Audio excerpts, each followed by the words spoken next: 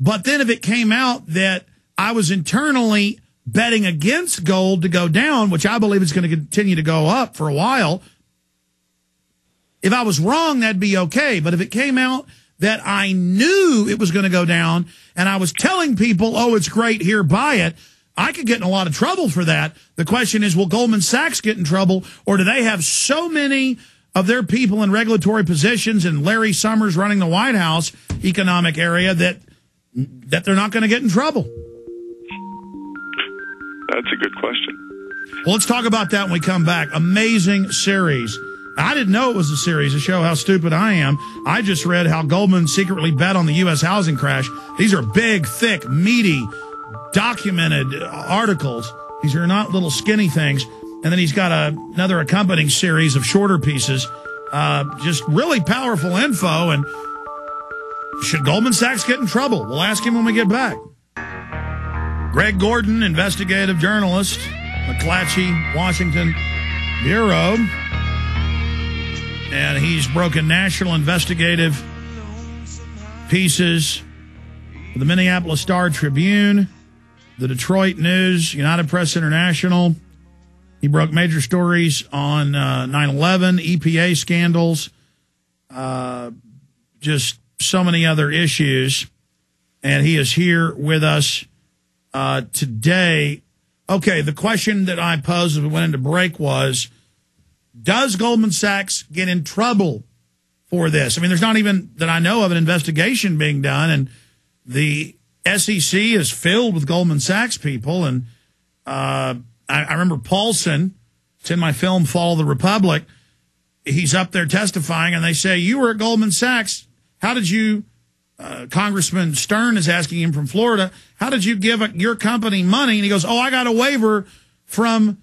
And he said, where'd you get a waiver from? And he said, oh, I got a waiver from the Treasury Department, from himself. I mean, it's just, where does this go? Or do they just continue to get to write the rules? Because I interviewed a professor yesterday that you quote in your article, and he said that all of this is just continuing, that the same people that set all this up are just continuing, and so nothing's being reformed.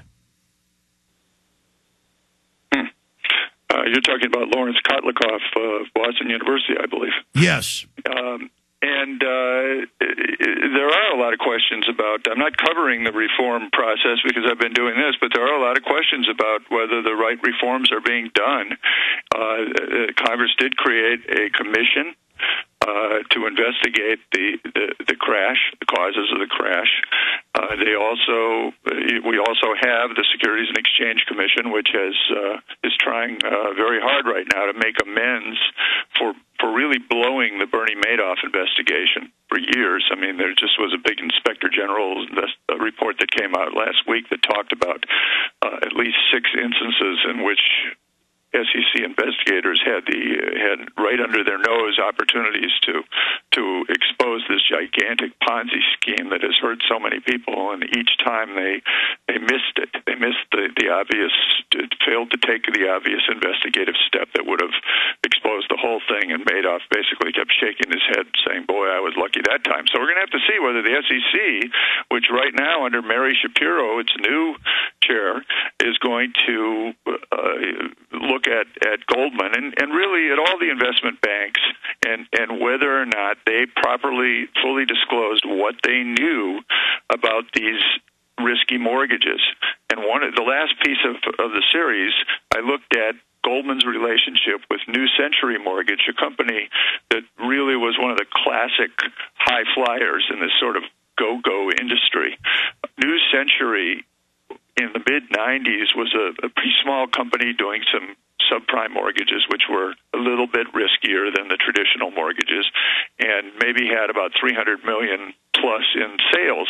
And a decade later, New Century's revenues approached $60 billion in 1 year, which is staggering. They were the number 2 behind Ameriquest.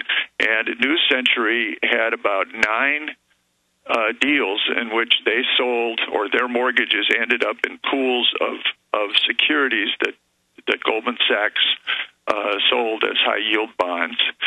And in addition, Goldman sold off New Century related securities offshore in at least 3 deals. So I tallied up about $5 billion plus in mortgages from New Century, and I think the number's a bit higher, and maybe quite a bit higher, that Goldman was